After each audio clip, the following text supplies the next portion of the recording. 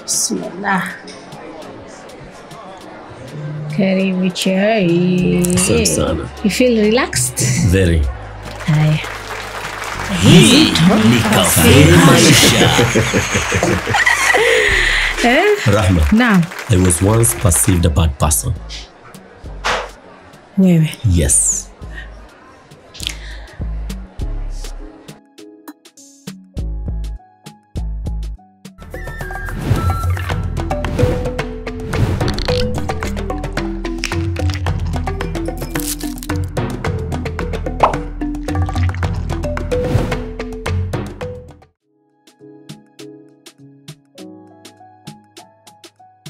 Okay, I'm not surprised kwa sababu being top, being in the spotlight, a lot of perceptions comes along. How now? You know, perception ni kitu ambacho watu hawajakielewa. Lakini kwa upande mmoja au wa pili ni kitu ambacho kipo. So huwa si kwamba eti unadhaniwa, si kwamba ni dhana. Nini? If you are being perceived a bad person, to some extent you are. Umeelewa? Kwa sababu yani watu wanakuambia ukidhaniwa huwa kuna ka ukweli fulani ndani yake. Exactly. So if you talk about personal identity and branding, brand is what people say in your absentia.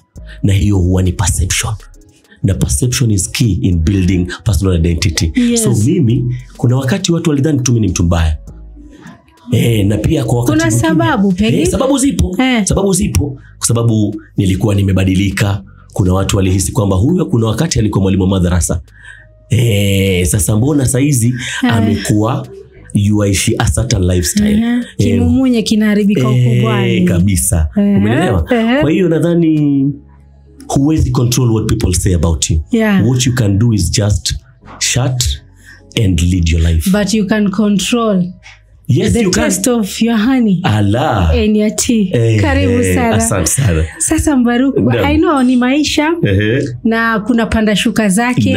Lakini being perceived a bad person as you've stated, did it make any changes in your life? Of course. In a good way? In a bad way. In a bad way. Yes. Because you believed in it? Exactly. What they were saying to you. You believe in that, na pia asilimia kubwa ya kile ambacho wanasema huwa ni ukweli. Kwa hiyo wewe utaendelea na maisha yako, utafunga sikio, lakini maisha yako yataendelea vile vile ambavyo wayaishi. Sijui kama unaelewa. Kwa sababu kuna wakati mimi nilifikia, niliamua mimi nitaishi vile ambavyo najisikia. Unaona? Kwa hiyo kujisikia ni vipi? Kila mmoja hufikiria kwamba huyu akiamua kuishi hivi, basi ameamua hata rudi nyuma. Mimi nikiamua, nikijipanga, nikikubali kama mimi nimeamua maisha yangu yatakuwa hivi, yatakuwa vile.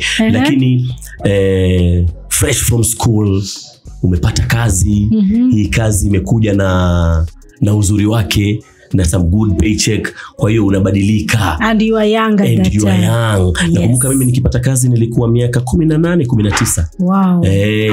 By then I was the youngest radio presenter, something that sikuwa nimesomea shule. I did film and video programs production at the Kenya Institute of Mass Communication. So nikitoka after my internship pale RMS Citizen TV, nilirudi nyumbani. So nikirudi nyumbani nilisema nimerudi kuenda kutulia, then nirudi Nairobi. Yes. Umeelewa? So nikapitia Baraka FM pale, nikawa nimeenda kumita friend. Nikifika pale nikamsalimia, yaitwa Mr. Akwiri. Lakini katika conversation zetu kuna madam alikuja akaniambia, boss, una sauti. They noticed that. Nikamwambia kila mmoja na sauti, akaniambia no, una sauti. It's unique. Exactly. Yes. Akaniomba niende nifanye voice test. Nikaenda nikafanya voice test. Hapo ndo aitwa kuangukia bahati. Sasa mimi husema my story is a story of hope, resilience, hard work and luck. Being at the right time, at the right place. Yani wewe ni kama umeangukia lakini ni neema. Ni baraka imeangukia. Umenipata? So akanichukua nikafanya voice test. So nikafanya voice test, nikapewa kazi immediately kama voice of the station. So I used to do them drops. Nilikuwa nikifanya zaitwaje zile adverts, their commercials. So I was their voice. of the station. Kwa hiyo by then nilikuwa nimetoka shule, nimepiga sherehe. Sasa kwa sababu gani watu waliniperceive as a bad person? Kwa sababu ya ile life ambayo nilikuwa nikiishi. Umeelewa? Kwa sababu mimi kuna wakati ulifikia nilikuwa sichagui sehemu ya vita, mvunguni, juu ya dari, kwenye balcony za club, kwenye parking. Sijui kama wanipata. Nakupata. Sasa barabarani. Kwa hiyo watu ambao walikuwa kishi na mimi unajua, huyu jamaa si mtu mzuri. Kama hii ndio life yoishi, na unajua ukiwa umetoka kwenye background ya umelelewa kidini, umelelewa vizuri, makuzi mema. Exactly. Watu wanakuwa na certain expectations. Najua kibaya zaidi ni kwamba tayari you are on the limelight. Exactly. So they knew who you are because everyone would read and see. Na social media nao inachangia sana. Inachangia sana. Social media inaweza kujenga ama ikubomoe. Kweli. Depending na vile ambavyo unaitumia. Unajua social media is an non-existence village. Umenipata? It is not there. It is a virtual village. Tofauti na traditional villages ambazo tulikuwa nazo kitambo. Kweli. Umenipata? Yes. Sasa zamani ulikuwa waweza enda kwa kina Rahma ukaombe chumvi, uende kwa kina Rahma ukaombe kibiriti. Siku hizi hakuna hizo villages tena. Sasa everybody for himself and God for us all. So what happens ni kwamba kuna watu ambao wataenda social media kwenda kuomba. Wako ambao wataomba nitumie 100 lunch, nitumie 200 ama sijakula kutoka juzi. Nishaziona hizo. Exactly. So what happens ni kwamba while they do that, hawajui kwamba wanaomba watu ambao they are doing badly than them, they are worse than them, but hao ambao wako vibaya watawaridicule. Going back to perception, so that is how they see Mbaruku, the rich guy. The rich guy. And you suffer. And you suffer from it. Right? Unajua mitandao isiwadae. Mitandao isiwadanganye. Kwa sababu we only post what we want people to see. We control. You curate what you want the masses to see. Na kumbuka kuna wengi ambao wana idolize who Mbaruku is. Na hao ndio huharibu zaidi. Kwa sababu utapost kitu, we are doing it for fun. Uko mtandaoni, uko pale kujibamba, uko pale kutulia, kupumzisha akili after hours of kazi na nini. Lakini wao utapata mtu umemjibu, na ukimjibu akwambia nilikuchukulia kama role model wangu. Role model nini? Kama babako wako yuko role model wako, mimi nitakuwa role model wako a stranger. Sijui kama nielewa. Nakuelewa. Kwa hiyo expectations za watu zinakuwa sasa hivyo ulivomjibu tayari ashakuwa na perception yako tofauti. Na unajua kwa sababu gani niliamua kujibu? Kwa sababu gani niliamua kujibu? Kwa sababu for a very long time watu walikuwa wakifikiria a celebrity or a journalist or mtu ambaye you are regarded as a public figure hafai kuretaliate, hafai kujibu. Ni design ya mteja na nini na muuzaji. Mteja na muuzaji wake. Umeelewa? Lakini mteja ni mfalme, hata akikwambia nini wewe itikia tu tabasamu. Haifai. Kwa sababu kwa miaka mingi that perception imefanya watu wengi waharibikiwe kimaisha. Because they want to lead a life that is not theirs. They want to pretend. They want to be seen like everything is going on well. Lakini unajua once umeanza kupambana nao mundo kwa mundo, ngato ginato, wata back off. Kwa sababu mimi huambia watu, wanahabari au hawa public figures mnaosema au journalist, tuseme hawa celebrities tu, pia wao ni wanadamu. Wameumbwa kwa nyama na damu kama vile ulivyoumbwa wewe. Sasa whatever medicine utawaserve, mbona ikiwa served back to you unasikia vibaya? Unasikia vibaya. Kwa sababu kile ulichowaambia ni kitu kibaya. Sasa once they clap back, unaona amenidhulumu, amenionea. Kwa sababu mimi mtandaoni mimi upambana nao sana. Mimi upambana nao sana kwa sababu usipofanya vile watakuharibu. Watakufanya ujione wewe ni duni. By the way, it's hard being in the public eye. It is. Very hard. It is. Na kwa wengi ambao pengine wanainukia kwa sasa Mbaruku, vijana wadogo. Okay, I know social media pays a big time kwa different platforms. Lakini kama huna ngozi ngumu ya kuacha tu comments zipite na zisikuathiri, you will never survive. huwezi survive. So when you deal with your shows from Milele come to Maisha, okay, to Radio 47, hizi tuseme, how do you say it, controversial topics with your fans, inakuwa hali gani? How do you do it? Because zinakuwa zinawasha moto mbaya sana. It is by design. By design. Yes. It is by design. Mimi leo nikitaka tuongelee kuhusu Rahma, nitampost Rahma. Na nita expect kupata a certain reaction about Rahma.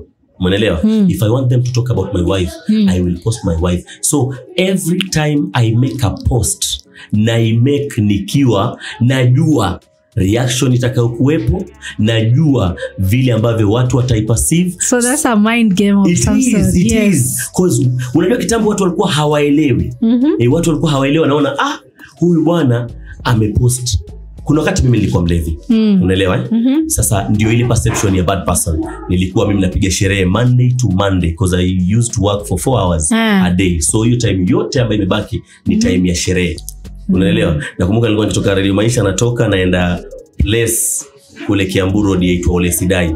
Nikikaa napiga tubukiza yangu, hapo niko full mind, chemsha mayai, nikimaliza nawekelea double black, nikimaliza na kanyaga crate ya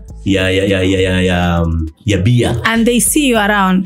They notice your voice. Exactly. They know who you are. Yes. See? Sasa unaona, nikiamua ni post kitu, kwa mfano niko sherehe kama vile, na post niko na meza imejaa, sijui kama unanielewa.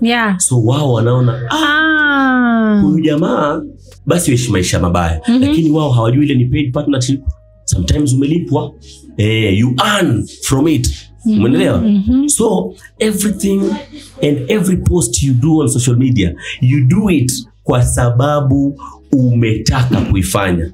Wewe umefikiria. Sometimes hata kwa mwenzako yule, kama ni mke, mwambia hebu angalia post ikoje, hii nataka iachieve kitu A B C D, kwa sababu inakuongezea engagements. Mwingine ataona huyu ajipostia tu, huyu content ilisha, lakini the more they comment, the more they react to your post, the engagement is what they need. Their numbers, I know, 14 million. Lakini now the attacks from family, friends, people who knew you were from an upbringing that was religious. How were you surviving that?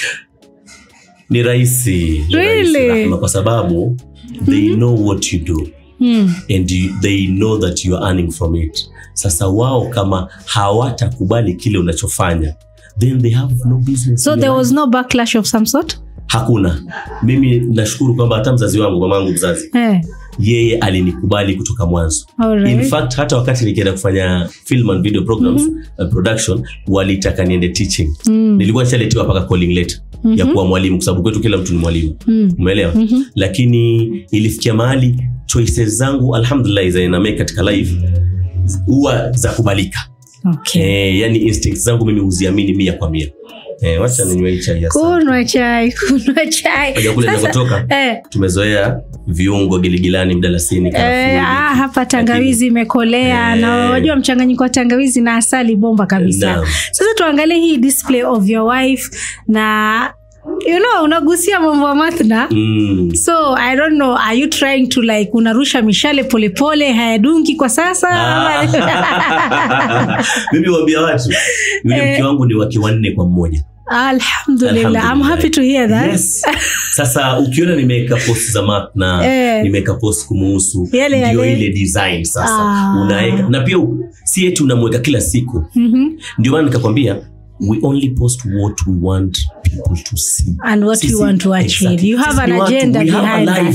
Unajua, angalia Rahma, mtu akikuona wewe sahihi, umevaa African wear yako, umependeza, haamini kwamba kuna wakati thanks to Al-Nurulain hawa boutique. Haamini kwamba kuna wakati utaenda nyumbani uvae dira, ukae ukande unga, upike chapati ama ulie. So kuna live, kuna time uenda hewani. I know, yes.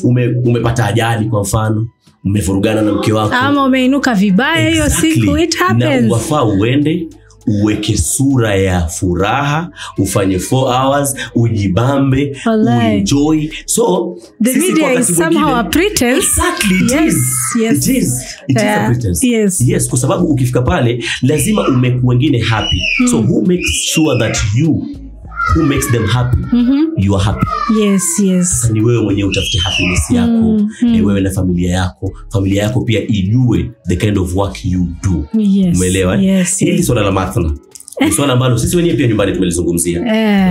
Wewe pia una historia. Ninayo historia kubwa sana. Umenipata. Sasa ikifika kwenye swala ambalo watu wanaliperceive kama ni emotive. Hata mimi binafsi, huwezi amini rafiki zangu wengi wanawake 2, wake 3, wake 4, lakini watu wanabelieve kwamba kama wewe watembea na hao ni kumaanisha wewe pia you are of the same gospel. But they say always the circle of friends determines who you are. Personality lies there. Exactly. True? Yes. And not true. Not true at the same time. Nitakwambia mara mbili. All right. Kuna watu ambao wanahisi Mbaruk he's rich. Not that it is factual. Ni kwa sababu ya the kind of friends I hang around with.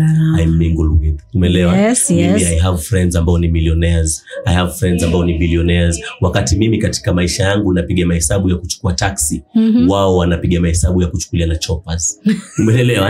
And they are friends. So mimi huichukulia kama the comparison is deep. Exactly. Na pia naichukulia kama bahati sababu wao hawapendi any Tom, Dick and Harry around them. So me being there in their midst ni kumaanisha kwamba there is something that I have that pia mimi nawasaidia nacho. Umeelewa? Yes. Na pia inani inspire. Those are people that I look up to. Umeelewa? Ni watu ambao pia najifunza mengi kutoka kwao. Kwa hiyo mimi mke wangu nilipointroducea ni topic ya Mathna. Nakumbuka kuna wakati aliniambia mimi kwanza sitaki kushare. I think every woman happens kushare. Umeelewa? Sasa hivi nakumbuka tulipa gari parking siku moja. Akaniambia nanyi wachochezi Sipsti tutarudi. Unachochea Mbaruk. Lakini we'll see kwa sababu I think pia kuna utamu na uwazi ukiwa mwenye kuheshimu. Alright? So inakuwa ni katika hali hiyo, ikiwa mtakuwa ni wenye kuelezana na majukumu yaingiane sawa, why not? Sure. Cafe Maisha. Nzuri. Very nice.